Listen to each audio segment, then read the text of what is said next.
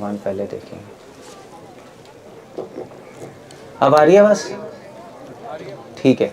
सो दीक्षा के वक्त ये सारे साक्षी हैं, गुरु, अग्नि, 10 दिशाएं, आसमान, पृथ्वी, वायु, चंद्रमा, सूरज। किस बात के साक्षी हैं? कि हमने प्रॉमिस किया है कि हम लोग भगवान की शरण में जाएंगे और गुरु के आदेश फॉलो करेंगे।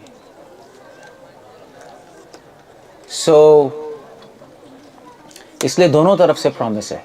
Excuse me, just I don't want this, just sit.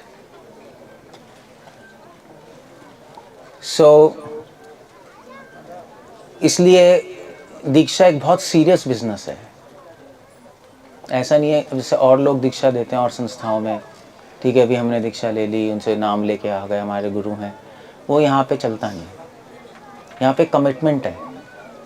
Actually यज्ञ की भी ज़रूरत नहीं है, यहाँ पे ज़रूरत है आपके शरणागति की, आपके कमिटमेंट की।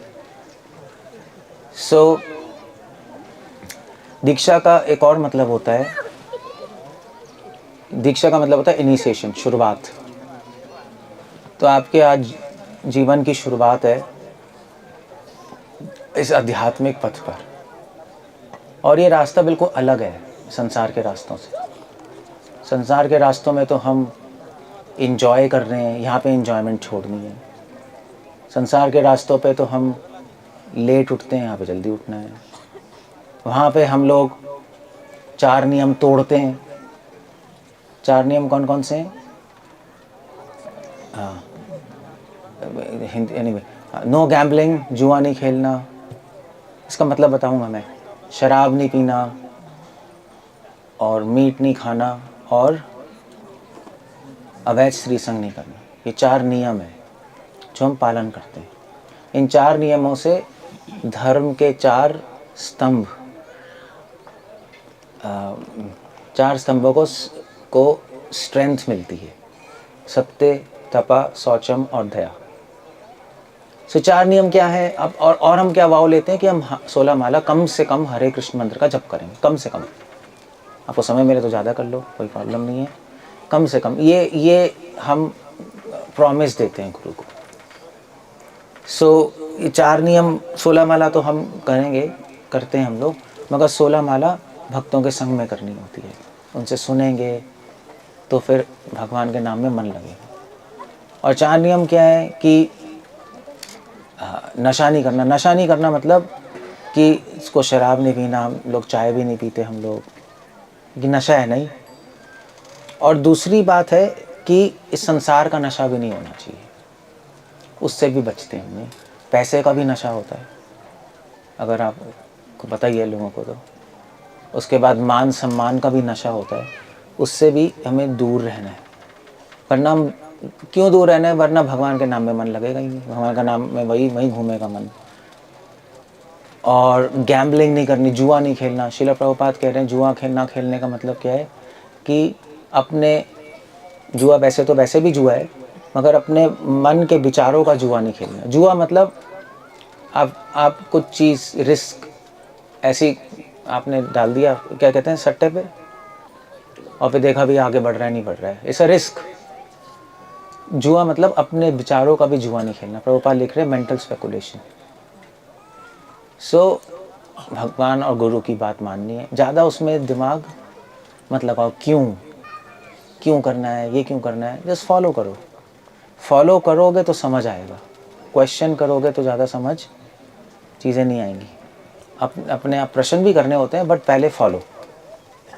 ये नो गैम्बलिंग है, नो मीट ईटिंग, चलो मांस नहीं खाना, वो तो चलो एक बात है।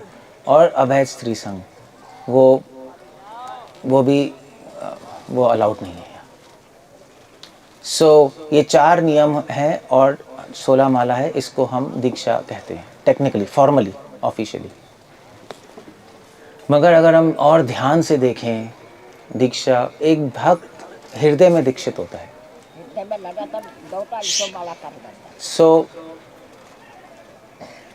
जैसे भागवतम के पहले श्लोक में बोला है, तेने ब्रह्म हृदय या आदि कवे, भगवान ने ब्रह्मा जी को दीक्षा दी। कैसे दी? उनके हृदय में ज्ञान डालकर। तो दीक्षा के वक्त हमारा प्रॉमिस क्या है गुरु से? हमारा प्रॉमिस है कि हम शिला प्रभुपाद की किताबें पढ़ेंगे। नॉलेज लेना बहुत ज़रूरी है। जो हमें प्रवचन सुनने को मिल रहा है उसको हम समझने की कोशिश करेंगे, अपने जीवन में उतारने की कोशिश करनी है, तभी दीक्षा का फ़ायदा है।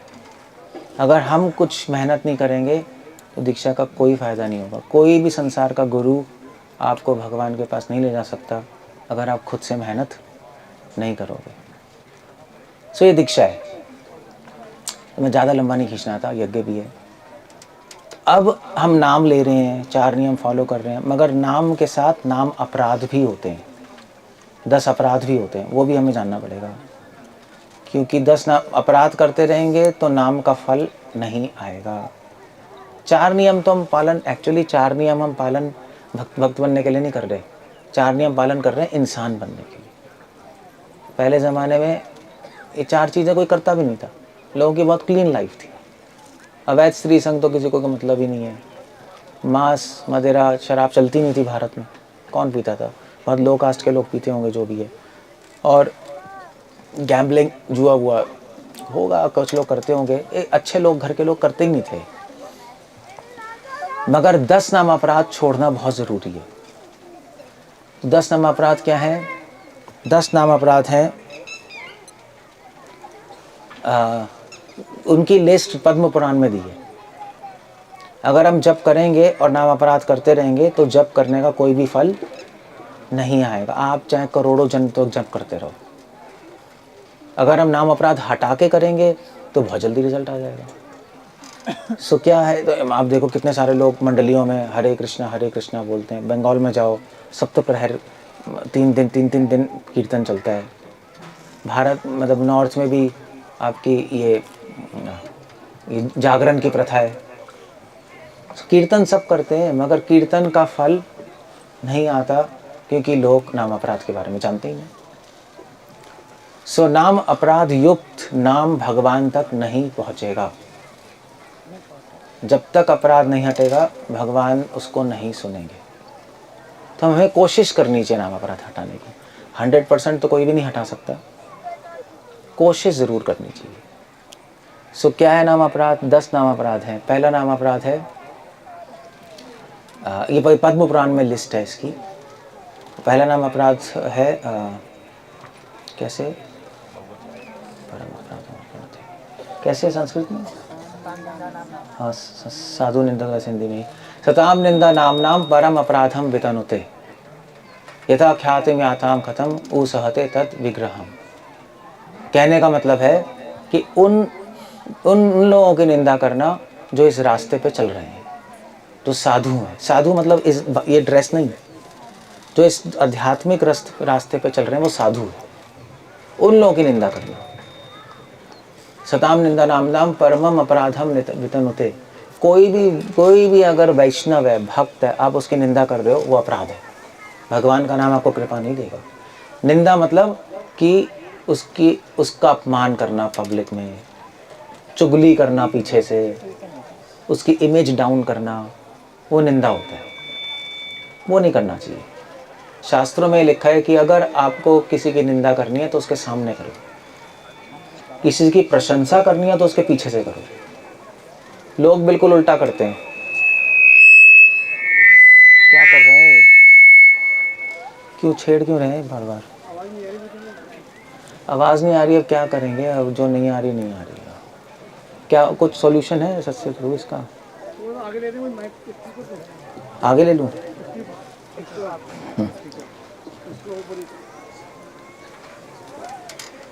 ये मुंह में घुस जाएगा ये। अब ये धीरे धीरे बड़ी प्रॉब्लम है। अब ठीक है, अब कैसे करेंगे इससे? ठीक है, I just have to finish also. So तो पहला नाम अपराध है उन साधुओं की निंदा करना। वो नहीं करना चाहिए, मन में भी नहीं करना चाहिए। साधुओं को देख के तो खुश होना चाहिए, चाहे उनमें कितनी ही गलतियां क्यों ना हो, मगर वो साधु होना चाहिए। कुछ लोग साधु के भेष में होते हैं, उनकी निंदा कर सकते हैं, कोई प्रॉब्लम नहीं है। मगर जो रैली में साधु है अंदर से, उनके बारे में कभी कुछ खराब नहीं सोचना चाहिए, ना किसी से बोलना चाहिए। साधु निंदा सताम निंदा नाम पहला अपराध। दूसरा अपराध है शिवस्य श्री विष्णु या नाम आदि गुण सकलम धिया भिन्नम पश्चेत सखलो हरिनाम अहित करम, कि भगवान कृष्ण के नाम रूप और गुण लीला को अलग समझना। नाम रूप गुण लीला सब समान है, भगवान की सारी लीलाएं समान है। रासलीला भी उतनी ही मधुर है जितनी भगवान की युद्ध लीला। भगवान के गुण, सारे गुण उतने ही मधुर है जितने भगवान का नाम है। इनमें नाम लेने से आप रूप गुण लीला स्मरण कर सकते हो, क्योंकि हर चीज़ नाम में ही सब कुछ है। उनको अलग देखना वो खराब है। सो ये दूसरा नाम अपराध है।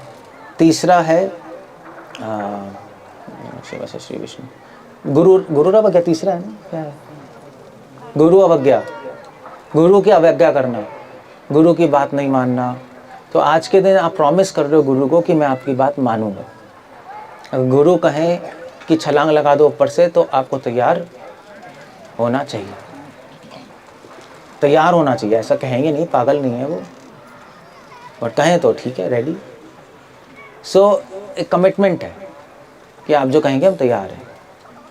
गुरु हैं जिनसे दीक्षा ले रहे हैं, उनके विचारों को भी हमें समझना चाहिए कि उनके विचार क्या है। तो जैसे भक्ति विकास महाराज के अपने कुछ थॉट्स हैं स्त्रियों को लेकर, उसके बाद और भी चीज़ें हैं। तो शिला प्रभुपाद को भी महाराज एक अलग तरीके से देखते हैं। तो वो हमें कोशिश करनी चाहिए हम भी समझें कि वो क्या चाहते हैं। ये अदरवाइज गुरु अवज्ञा है। चौथा है श्रुति शास्त्र निंदनम, श्रुति और शास्त्रों की निंदा करना। मतलब वेदों के बारे ऐसा बोलना भी वेद तो बेकार है, भागवतम ही सब कुछ है, गलत। वेद माता है, उतनी ही आदरणीय है जितना भागवतम है। वो बात अलग कि भागवतम में वेदों का सार है, इसलिए हम वेद ज़्यादा नहीं पढ़ते, ना पढ़ सकते हैं, भागवतम पढ़ते हैं। और प्लस श्रुति शास्त्र निंदन का मतलब है कि अब शास्त्रों को पढ़ना ना भी निंदा ही है। घर में पढ़ी हुई हैं, बस पढ़ी हुई हैं, पढ़ी नहीं हुई, तो वो निंदा ही तो हो गई। वो तो ऐसे धूल खा रही है, वो गलत है। सो पांचवा नाम अपराध, नहीं हाँ, वो थोड़ा कन्फ्यूजन है, ठीक है। पांचवा नाम अपराध है अर्थवाद, अर्थवादश्च।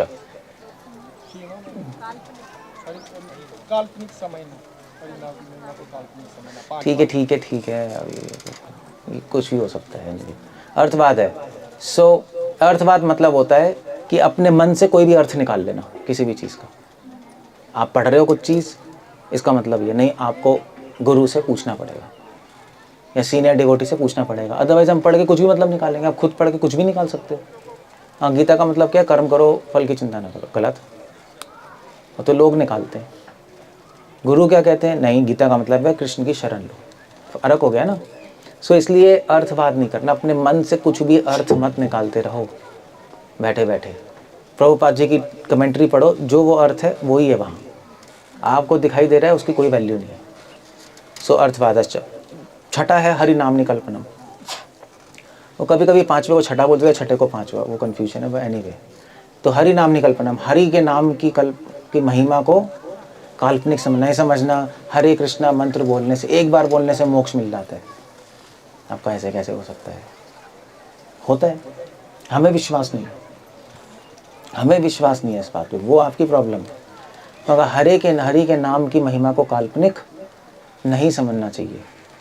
एक बार नाम लेने से प्रेम की प्राप्ति भी हो सकती है, मगर आपका हो तो नहीं रहा। ना हमें प्रेम मिल रहा है, ना पाप कटे हैं। 25 साल तो हो गए हमें। तो ये तो कल्पना है, बेकार है। कल्पना नहीं है, आप सही से नहीं कर रहे। आप 25 साल से दवाई ले रहे हो, हम तो ठीक नहीं हो रहे, डॉक्टर पागल है, दवाई खराब है। नहीं भाई, तीसरा चीज़ भी हो सकती है, डॉक्टर भी सही है, दवाई भी सही है, आपने दवाई ठीक से नहीं ली, ये भी तो हो सकता है। तो ये इसलिए छठा नाम अपना हरिनाम निकल्पनम। सातवां है नाम न बलाद यस्य ही पापा बुद्धि स्यु। कि नाम के बल पे पाप करना ये सबसे खतरनाक अपराध है। कि आप नाम लेते जा रहे हो और पाप भी कर रहे हो और फिर सोच रहे हो पाप वो नाम लेने से कट जाएंगे, ठीक है। फिर हम हम पूरे हफ्ते पाप करेंगे, सैटरडे को नाम लेंगे, पाप काटेंगे। ऐसे लोग कहते हैं पाप करेंगे, हरिद्वार जाएंगे, गंगा में स्नान करेंगे, पाप कट जाएंगे, फिर आएंगे पाप करेंगे, फिर हरिद्वार में जाएंगे, स्नान करेंगे और बस चलता रहेगा। That's a very bad thing. आप नाम ले रहे हो तो आपको कोई शय नहीं मिल गई पाप करने की कि नाम लेने से पाप कट जाएंगे, गलत है ये। नाम लेने से पाप कटते हैं, वो बात सही है, बिल्कुल सारे पाप कट जाते हैं, मगर अब नाम पाप काटने के लिए नहीं ले रहे, इसमें अंतर है। हम नाम ले रहे हैं कृष्ण को खुश करने के लिए, काटने के लिए नहीं ले रहे। और अगर नहीं भी कटे पाप तो भी कोई प्रॉब्लम नहीं, तब भी हम भगवान का नाम लेते रहेंगे। सो ये 7वां नाम अपराध है, नाम के बल पे पाप करना। 8वां नाम अपराध है, कैसे शुरू होते? हाँ, तो 8वां नाम अपराध धर्म व्रत त्याग होता आदि सर्वक्रिय शुभ शुभ साम्यामपि प्रमाद। कि ऐसा समझना कि भगवान का नाम भी अच्छा है, दान देना भी अच्छा है, यज्ञ करना भी अच्छा है और तपस्या करना भी अच्छा, सब इक्वल है, गलत। नाम लेना एक तरफ है, तपस्या ध्यान त्याग एक तरफ है, कोई मैच ही नहीं है। नाम लेना बहुत ऊपर है, करोड़ों तपस्वी, करोड़ों ध्यानी, करोड़ों दानी आ जाएं, नाम लेने के इक्वल नहीं हो सकते। एक बार नाम लेने से सारे दान का फल मिल जाता है, एक बार नाम लेने से सारे यज्ञ, सारे तपस्याओं का फल मिल जाता है। सो ऐसा नहीं सोचना चाहिए। 8वां 9वां नाम अपराध क्या है? 9वां नाम अपराध, हाँ, अश्रद्धाने मुख्यपि अशृण्वति यश्च उपदेश। कि जो जिनमें श्रद्धा नहीं है उनको आपको भगवान की डीप बातें नहीं बतानी चाहिए। श्रद्धा नहीं, उनको आप जनरल तो बता ही सकते हो, गीता बता सकते हो, सब बता सकते हो, मगर गहरी बातें जैसे रासलीला क्या है वो नहीं बतानी चाहिए। कोई श्रद्धा ही नहीं है, आप इतने हाईफाई टॉपिक्स बता रहे हो, फ़ायदा ही क्या, वो कोई पॉइंट नहीं है। तो इसीलिए वरना वो नाम अपराध हो जाएगा। आपको पता है, वेरी नाइस, भक्तों के बीच में डिस्कस कर लो, ऑर्डिनरी लोगों को श्रद्धा के अनुसार उनको उपदेश दो, क्योंकि भक्ति में आपको भी तो बहुत कुछ सीखने को मिलेगा, मगर आप हर व्यक्ति को हर चीज़ नहीं बता सकते, उसके लेवल से बताए, अदरवाइज उसका अहित हो जाएगा। आप उसका लेवल नहीं है, आप हाई चीज़ बता रहे हो, उसका अहित हो जाएगा। So that's one thing. फिर 10वां नाम अपराध है जो सबसे इम्पोर्टेंट है। 10वां नाम अपराध क्या है, कैसे? हाँ, श्रुत्वा अपि नाम महात्म्यम यह प्रीति रहे तो अधमा। कि इतना नाम के बारे में सुनने के बाद भी नाम से कोई प्रीति नहीं होना, वो गलत है। श्रुत्वा अपि नाम महात्म्यम यह प्रीति रहे तो अधमा। उसके बाद अममादि परमो सोपि नाम अपराध कृत। और इतना सुनने के बाद भी भगवान में रुचि नहीं हो रही, और इतना सुनने के बाद क्या है, फिर भी भौतिक आसक्तियाँ बनाए रख रहे हो। आसानी से भौतिक आसक्ति छूटेगी नहीं, वो तो हमें ही पता है, बट छोड़ने की कोशिश करनी चाहिए। ये नहीं कि भगवान को भी पकड़ा है, संसार को भी पकड़ा है, तो नाम अपराध है। संसार में अपनी ड्यूटीज़ करो, मगर पकड़ो मत उसको, पकड़ो भगवान को।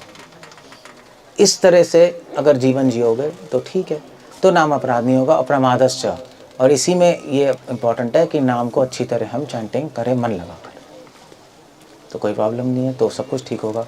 सो ये नाम अपराधों से बचना चाहिए। जब हम निरपराध होकर नाम लेंगे तो हमें नाम का रियल फल मिलेगा, वो है कृष्ण प्रेम। और फिर उसके बाद जब हम धीरे धीरे एडवांस करेंगे, ये तो फर्स्ट इनिशिएशन है, धीरे धीरे आगे बढ़ेंगे तो फिर सेकंड इनिशिएशन है ब्राह्मण दीक्षा। अब वो हर एक के लिए कोई ज़रूरी नहीं है, ब्राह्मण दीक्षा ज़रूरी होती है जब हम डीटी वर्शिप करते हैं या पुजारी सेवा करते हैं। अदरवाइज़ पहली दीक्षा, फर्स्ट दीक्षा ही फर्स्ट है, सेकंड दीक्षा क्या है, सेकंड है, वो नीचे है, ऊपर नहीं है। सो ब्राह्मण दीक्षा को ऐसी कोई ज़रूरत नहीं होती, बट क्यों दी जाती है ब्राह्मण दीक्षा? एटलीस्ट प्रभुपाद के एंगल से इसमें हो सकता है कंट्रोवर्सी, बट ब्राह्मण दीक्षा क्या है ब्राह्मण दीक्षा जब हम भक्ति करते करते करते करते क्या होता है, हमारे में अच्छे गुण आ जाते हैं, है ना। अगर भक्ति करने से अच्छे गुण नहीं आ रहे तो बेकार है, अब वही कोई वही पढ़े हो। तो जब अच्छे गुण आते हैं धीरे धीरे धीरे धीरे हमारे जीवन में, तो उसको बोलते हैं ब्राह्मण। तो उसको बोलते हैं ब्राह्मण। ब्राह्मण मतलब जिनमें भगवान के अच्छे गुण समा जाते हैं। तो जब अच्छे गुण आएंगे तो ब्राह्मण। और ब्राह्मण नाम से नहीं बना जाता, या अपने अपनी जाति से नहीं बना जाता। वो भी होता है, कुछ लोग जाति भी होती है उनकी ब्राह्मण से, उनके परिवार में ब्राह्मण परिवार आ रहा होता है, वो भी ठीक है। मगर आप रियली में किसको ब्राह्मण, अगर वो ब्राह्मण परिवार में आ रहा है उसमें कोई गुण ही नहीं अच्छा, ना भक्ति है, तो फिर ब्राह्मण का क्या फायदा। सो ब्राह्मण बनता है जब हम में अच्छे गुण आ जाएंगे, उसको ब्राह्मण कहते हैं। तो उसको बताने के लिए दूसरी दीक्षा है, हम जनेयू देते हैं, ब्राह्मण दीक्षा होती है। तो वो जनेयू उसको याद दिलाता है हमेशा, जो जनेयू बांधते हैं ना नीचे धागा, तो याद दिलाता है कि ठीक है मैं ब्राह्मण हूँ। ये जनेयू मतलब होता है भ्रम, आपको अब बंध गया आप भगवान के नियमों में, भगवान के साथ बंध गए आप, क्योंकि भगवान से कनेक्शन हो गया, इसलिए आप में अच्छे गुण आ रहे हैं, आप में ट्रांसफॉर्मेशन हो रही है। तो जिसके जीवन में स्वभाव बदलता है उसको हम ब्राह्मण कहते हैं। तो श्रील गुरु महाराज भी कहते हैं ब्राह्मण का एक लक्षण है, हमेशा उसको साफ रहना चाहिए। Cleanliness is next to godliness.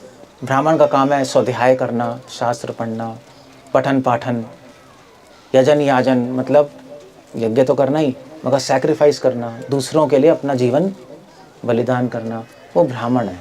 तो वो भक्ति में हायर स्टेजेस पे आएगा, तो फिर वहाँ पे फिर ब्राह्मण दीक्षा मिल जाती है। मतलब ये है।